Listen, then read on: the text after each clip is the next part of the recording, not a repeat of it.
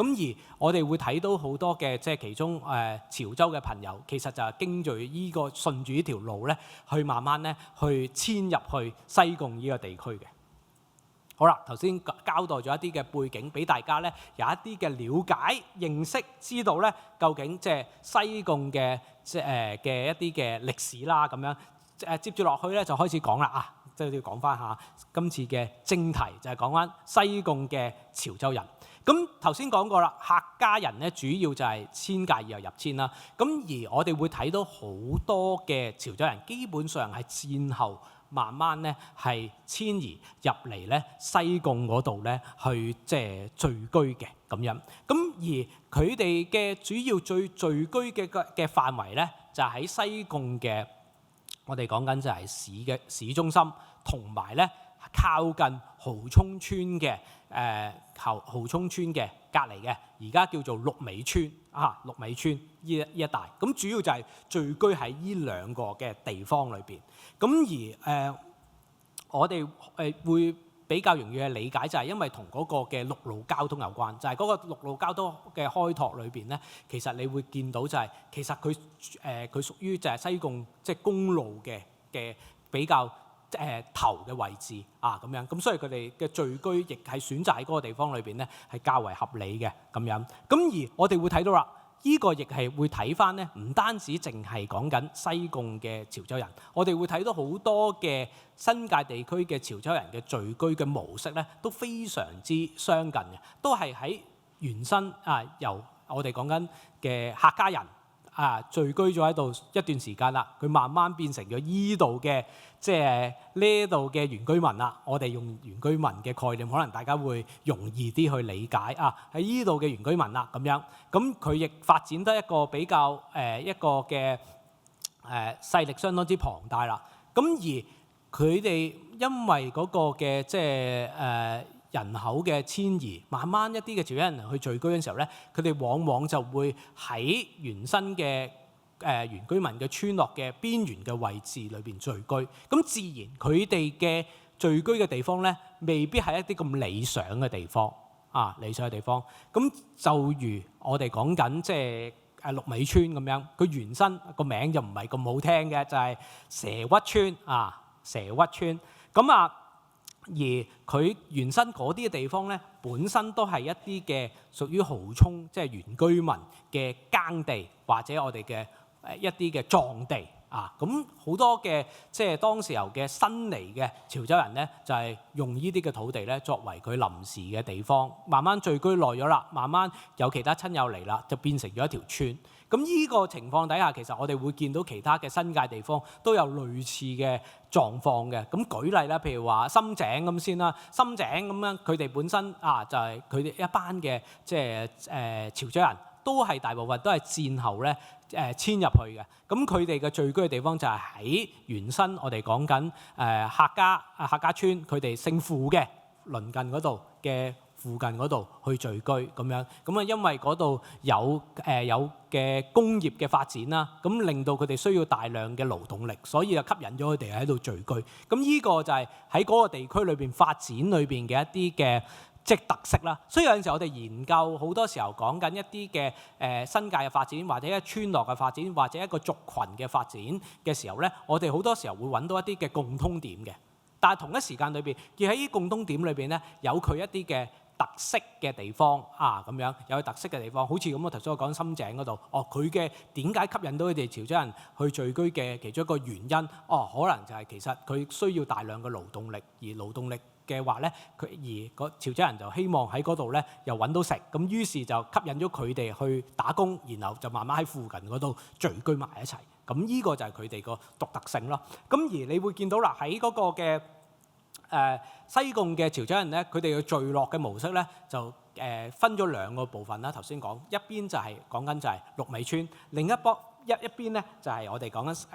西貢嘅市中心嗰度。咁而家我哋去睇翻一啲嘅資料啦，咁我亦好感謝即係西貢嘅即係潮州嘅同鄉會啦、盂蘭勝會嘅即係嘅信任啦。咁我喺做研究嘅時候咧，就俾我哋去即係睇翻佢哋一啲嘅資料嘅記錄啦咁樣。咁我哋會發現咗喺佢哋現存即係喺佢同鄉會裏邊咧，佢哋有一啲嘅戶籍表㗎。咁佢啲戶籍表裏邊咧，當然啦，我哋一陣會講同鄉會嗰個歷史嘅。當然係戰後先即係戰後佢先嗰個嘅成立啦咁樣。咁但係佢哋喺後來慢慢做嗰個戶籍表裏邊咧，去做翻登記嗰時候咧，咦佢哋就即係記錄咗一啲嘅唔同嘅地區嘅，即係喺附近聚居嘅一啲嘅潮州人啦。咁其中裏邊咧，你就揾到原來咧講緊喺西貢嚟講，最早喺現存喺佢哋嘅檔案裏邊，最早咧係講緊喺戰前其實已經有潮州人咧喺度聚居啦。咁而佢嘅名咧就係叫做陳貴昌。咁當時候佢記錄佢幾時嚟咧？佢哋根據佢嘅資料記錄咧，就係講緊1935年。當時候佢聚居嘅地方咧，就喺沙角尾嘅地方，即係近住咧西貢市中心嘅附近嘅村落，好近嘅啫，沙角尾咁樣。咁而佢嗰度咧就寫住其中佢嘅工作喺農場咁樣，喺農場嗰個工作咁樣。咁某程度上，我哋就可以睇得到就係話，當時候嘅資料就知道，其實早喺戰前嗰時候咧，其實都有潮州人喺度聚居，只不過我哋喺度戰後嗰時候係大量嘅遷入咁樣，同埋戰前裏邊冇一啲嘅好確實嘅其他嘅記錄。即使我哋講緊喺同鄉會裏邊翻查嘅資料裏邊咧，就只係僅有一個嘅即係資料，就係講緊1935年陳生喺嚟到嗰個嘅即係西貢嗰度定居只有呢啲嘅零碎嘅資料咁樣。咁而我哋會睇到一個嘅發展嘅模式啦。當一個嘅新來嘅，我哋講緊屬於一個少數嘅即係一個嘅群體，佢要聚居一個嘅陌生嘅地方。呢個時候裏邊咧，其實好多時候我哋會睇到好多嘅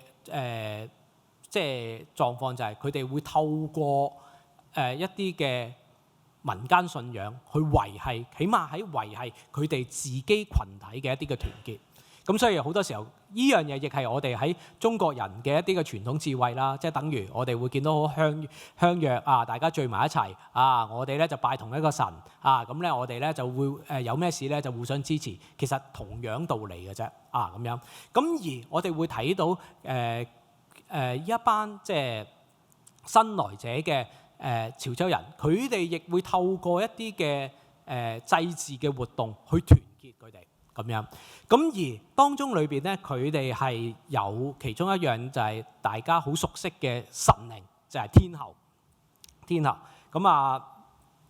喺你呢個咧就係佢哋喺嗰個嘅即係天后誕嘅期間裏邊，你會見到啦。而家咧都會咧即係有一個嘅花牌啦，就掛咗喺而家嘅西貢公立學校嗰度嗰度咧就由西貢嘅嗰個潮州同鄉會去慶祝呢一個嘅天后寶誕咁樣。咁如果講到就係話香港嘅即係天后嘅信仰咧，咁其實就係相當之興盛嘅其中一個嚟講係廟宇係非常之多根本咧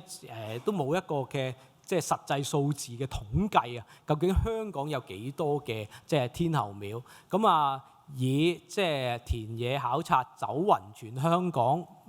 嘅風俗活動命名聞名嘅佳哥，我相信佢都未有一個最100% 肯定嘅一個嘅數字講到俾大家聽。咁大約數字可能佢會講得到嘅，但係幾百一定有啦，係咪啊？咁但係咧，究竟實際個數字係幾多都唔知。咁但係某程度就反映咗即係天后嘅信仰非常之興盛，而且我哋會知道呢個嘅信仰唔單止，我哋有陣時成日有一個嘅即係傳統嘅想法，就係覺得天后係保佑即係淨係保佑漁民嘅啫咁樣。但係我哋會知道其實拜天后嘅人拜天后嘅人，唔單止淨係水上人啊，我哋會見到好多嘅，你見到個廟宇嘅建立嘅位置，就知道好多時候未必喺一啲嘅沿岸嘅地方啊，甚至一啲嘅內陸嘅村落，其實一樣會有天后廟啊咁樣。咁所以你會睇到嗰個嘅受眾非常之廣泛啦咁樣。咁而我哋會睇到喺西貢嘅天后廟係點咧？咁樣西貢都有天后廟，不過西貢嘅天后廟咧係比較有特色嘅，就係一間類似媽廟嘅啊，咁就有兩個嘅我哋見到有兩個嘅主神嘅，一個咧就係我哋講緊西貢嘅天后，一個咧就係協天宮，就係關帝啊關帝。咁而我哋會睇到嗰個嘅天后嗰個天后廟嗰個歷史咧，相當之悠久啊！我哋講到差唔多從佢啲文物裏邊推敲，佢塊雲板裏邊睇到，即係話喺道光年間，即係約莫咧，即係喺距今170年嘅時間，其實已經有依間廟嘅出現㗎啦，咁樣。但係當然啦，規模形制係點就唔知啦啊咁樣。咁而亦有佢哋嘅一啲傳說，呢個亦係我哋講緊一啲嘅民間信仰，特別我講緊天后嘅信仰裏邊一個嘅共同嘅特徵，就係個廟宇從何而來咧？咁樣就係佢哋會好多時候就用一個叫漂流嘅傳說。何謂漂流傳說咧？就係話咧，無端端喺岸邊發現到一個嘅神像啊，而呢個神像佢睇到覺得似係天后喎，咁於是咧就將佢喺岸邊裏邊供奉供奉咗一段時間啦，發覺咧保佑我哋，我哋啲人咧慢慢有錢起嚟喎，於是咧就聚合咗咁慢慢咧就起咗間廟仔俾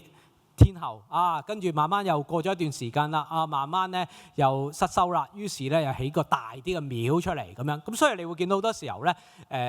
香港嘅廟宇另一個特色咧，就好多時只見重修，就未必知道佢嗰個立廟嗰個時間。咁而我哋會見到西貢嘅天后廟，亦係有類似嘅狀況，就係佢係即係漂流而嚟嘅咁樣，然後慢慢建立出嚟。咁後來就後來關帝廟從另一個地方裏邊搬遷咗過嚟呢一度地方，咁於是咧就合建成為咗呢度嘅西貢天后古廟同埋協天宮啦咁樣。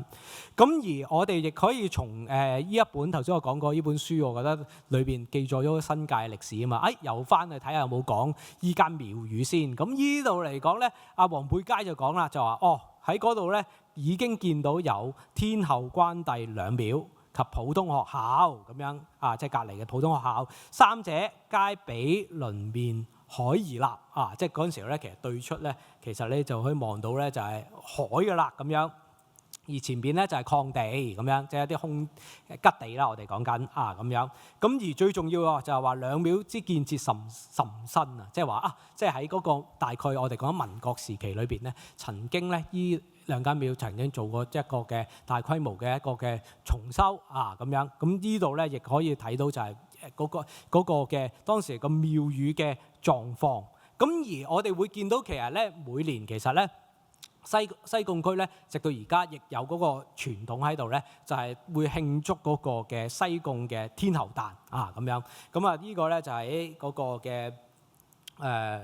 70年代近住60-70年代嘅一啲嘅報紙啦，裏邊咧你就會見到啦，西貢神功戲今日正誕咧有麒麟遊墟咁樣，咁你會睇到即係當時候其實附近裏邊有好多嘅客家嘅村落，咁佢哋都會去舞麒麟去慶祝嗰個嘅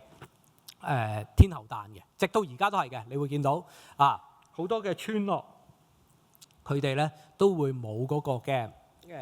客家嘅麒麟咁樣。咁而嗰陣時我都少少分享就係咧，其實我嗰陣時有做過一個有關西貢麒麟嘅一個研究。咁嗰陣時候其實之前我做過關於西貢嘅研究，除咗就係西貢呢個嘅喺因緣際會底下去做嗰個紀念特刊，有幫手去參與做一啲嘅研究調查之外咧，其實之後我有做過西貢嘅漁歌嘅研究同埋西貢嘅即係麒麟研究。如果你大家細心留意就話，西貢麒麟主要就係客家嘅麒麟啦，西貢漁歌就係即係我哋講緊水上人嘅一啲嘅歌謠啦。咁樣。咁而我哋講西貢區盂蘭勝會就係一啲嘅即係潮州人啦，亦依度嚟講某程度上就反映咗即係喺我嗰陣時研究嘅領域上邊咧，其實某程度涵蓋咗佢哋主要嘅一啲嘅群體，咁亦從中裏邊咧你會睇到佢哋一啲嘅互動嘅關係，特別就係你會睇到就係你會見到就係講緊一啲嘅傳統嘅問題，特別我哋講緊就話其實客家人咪冇客家嘅麒麟咯咁樣，但係喺我嘅研究調查裏邊就發現咗有一啲嘅即係而家有去賀嗰個嘅西貢天后誕嘅一啲團體啦，咁佢哋本身係一啲嘅海陸豐人嚟嘅，咁海陸豐人，但係咧佢哋咧都係禮聘當時候一個好有名嘅一個嘅師傅去教佢哋嗰個嘅舞麒麟，叫鄧雲飛啊。鄧雲飛咁佢當時候就喺即係西貢市中心裏邊咧開鐵打館嘅好有名嘅咁係黃毛應村人嚟嘅咁樣。咁我想講呢個 story， 想話俾大家聽就係有陣時候，當一啲嘅外來人士嚟到一個嘅社區嗰陣時候咧，其實好多時候佢哋都要同個社區裏邊咧嘗試去融合，因為某程度上，如果你唔同佢融合，好多時候就會有一啲嘅角力或者一啲嘅競爭嘅一啲嘅狀態，咁依個亦係我哋會睇到就係當時候我哋講緊一啲嘅傳統點樣適應到即係現代當時候嘅一啲嘅社會嘅一啲嘅情況咁樣。咁而當時候其中你會見到西貢嘅潮州人咧，佢哋選擇咗另一個方向，就係佢哋一齊去組織咗一個嘅賀誕嘅組織。咁呢一個咧就係我哋講緊就係潮聖堂潮聖堂。咁呢個嘅潮聖堂咧就係咧係一個嘅拜天后嘅一個嘅組織嚟嘅，天后組織。咁而佢哋咧亦會組織成為咗即係最早期嗰陣時候咧，佢哋係叫做咧西貢區潮僑潮聖堂嘅花炮會，咁參與嗰個嘅賀誕啦，同埋搶花炮嘅活動嘅咁樣。咁慢慢佢哋喺度落地生根，慢慢變成咗喺度生活咗一段時間之後咧，佢哋甚至咧佢哋咧個經濟能力開始慢慢提升啦。咁佢哋咧就開始咧有能力唔單止淨係參與咁簡單，甚至佢有能力去請外邊嘅一啲戲班嚟做戲。嗱，依個情況我哋會見到特別喺即係60年代至70年代嗰時候咧，喺新界地區裏邊咧係好常見嘅。我意思就係話咧，好多新界地方原生嘅一啲嘅賀誕活動裏邊咧，出現咗就係即係一棚兩戲嘅狀況。何謂一棚兩戲咧？就係話咧，好多時候原生有一班人，佢哋組織咗一個嘅賀誕嘅組織，去賀嗰個嘅神靈佢哋有一個嘅會請神功戲咁樣。咁然後另外有一班人咧，佢哋自己咧又會去賀誕，甚至佢哋又會請其他嘅神功戲嚟做表演。咁就所以出現咗所謂嘅一棚兩戲嘅狀況。咁而特別常見嘅就係話好多新界地方裏邊嘅咧，佢哋會有一啲嘅賀誕活動裏邊咧，好多時就會出現咗先演我哋講緊粵劇，後演潮州戲其實唔單止淨係西貢裏邊咧係有咁嘅情況，其實我哋會見到好多新界其他地方。舉例啦，譬如話喺打鼓嶺嘅坪輋天后誕，其實以前喺60年代、70年代同樣都係一棚兩戲，先演嗰個嘅粵劇，後演潮州戲咁樣。咁後來慢慢嗰個嘅經濟好多時候可能經濟等等嘅生活習慣唔同咗咧，慢慢依樣嘢先消失咗。咁直到而家嚟講，當然啦，我哋睇到西貢嘅天后誕仍然有神功戲，但係主要就係只有咧嗰個嘅粵劇嘅神功戲。但係你某程度上你就可以睇得到，就係呢一班嘅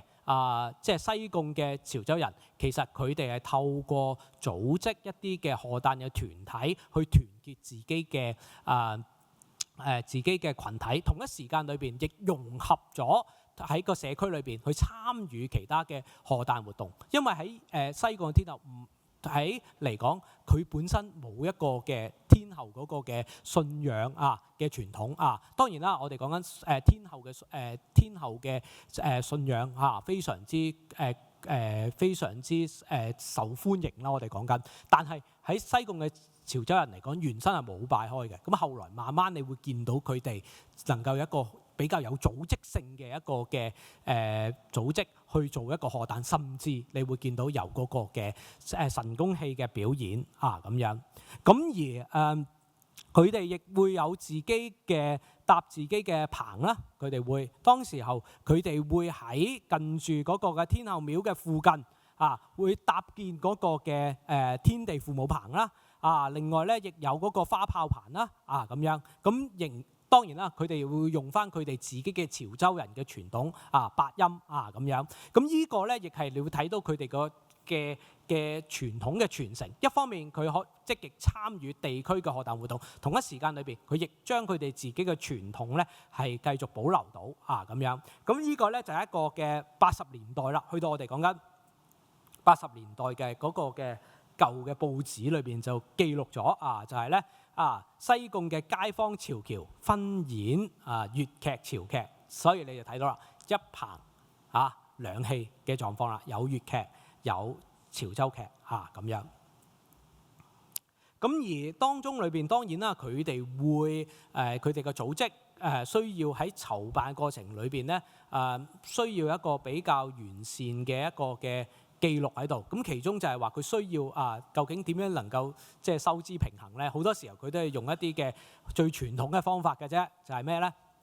就係競投福品啦咁樣。咁你呢個其中嚟講就係喺即係其中一個嘅即係登記簿啦，就係嗰個嘅即係投福品嘅登記簿嗰度。咁你會睇到啦，喺嗰個嘅粵劇表演完之後咧，佢哋就喺原有嘅戲棚。咁其實對於當時候嘅原來嘅即係嘅街坊會嚟講咧，其實佢都歡迎嘅。原因就係話某程度上，我相信當時候佢哋都會有一啲嘅攤分翻嗰個嘅即係搭棚嗰個費用嘅咁樣。咁變咗就大家即係減輕嗰個嘅成本啦咁樣。咁所以其實你都會見到而家嚟講，即使即係嚟緊啦，農曆7月啦，好多嘅盂蘭勝會啦，有啲盂蘭勝會點解都會共享嗰個嘅棚嘅咧？咁樣係咪特別 friend 咧？係嘅，因為要 friend 你先肯俾大家 share 啦咁樣。但係同一時間裏邊，佢哋都有雙贏嘅，就係大家會減低嗰個嘅成本喺度。咁我哋會講到，但係好到後來咧，去到即係80年代，等於我哋已經87年咧，大概去到88年嘅時候咧，嗰個嘅嗰個因為嗰個嘅戲棚嘅搬遷嘅事件咧咁咧後來咧慢慢咧就嗰個之後咧，佢哋咧就冇潮州嘅群體咧，潮聖堂咧就冇再咧就舉辦嗰個嘅神功戲啦咁樣。咁呢個亦會睇到嘅，即係我哋會見到差唔多去到80年代中後期嗰陣時候咧我哋講60、70年代就喺高峰啦，就好多嘅潮州人就會同嗰啲嘅原生嘅原居民去分享嗰個嘅戲棚去做戲啦。但係去到80年代咧，慢慢即係嗰個嘅即係城市化，或者慢慢嗰個社群嗰個嘅凝聚力等等嘅問題底下咧，好多嘅去到80年代咧，慢慢呢一啲嘅即係一棚兩戲咧就冇再出現啊，慢慢少啊。慢慢少咁樣。咁而西貢嘅潮州人嘅呢一個嘅即係潮州戲咧，亦係因為即係當時候要搬戲棚嘅事件之後咧，佢哋慢慢到再搬翻入去嗰時候咧，佢哋自己就冇再去籌辦啦，咁樣。咁而家其實喺同鄉會裏邊咧，其實佢哋都仲有一啲嘅香爐喺度嘅，會睇到有啲香爐喺度咁樣。咁裏邊咧，其中你就會見到啦，中間嗰個咧就係關帝啦咁樣。咁而係兩旁咧就有其他嘅一啲香爐，伯公好漢眾神爐天后娘娘爐咁另外俾個生果遮住嗰個咧，就係咧潮州人裏邊最重要嘅信仰知唔知係咩天地父母天地父母咁樣係啦。咁當時候其實呢一個裏邊咧，其中都可以有少少嘅插曲可以講下俾大家聽嘅，就係當時候咧，其實喺80年代嗰陣時候咧，政府咧曾經咧就想將嗰個氣棚咧去嗰個嘅遷移嘅咁樣。但係當時候咧，好多嘅即係街坊咧就覺得咧，覺得唔應該遷移啊咁樣。咁同埋因為咧好多時候咧喺傳統上，我哋今日咧好多時候會講，你會聽到好多關於傳統或者創新啊。前部分多啲講傳統，後部分會講多啲創新。咁喺傳統嘅觀念嚟講咧，就係個氣棚喺嗰度做開，你喺度做，咁自然咧覺得風調雨順就喺度做啦咁樣。而如果你搬移咗另外一個地方裏邊咧，有機會可能神靈未必咁中意嘅喎，咁就可能有啲嘅唔好嘅嘢啦咁樣。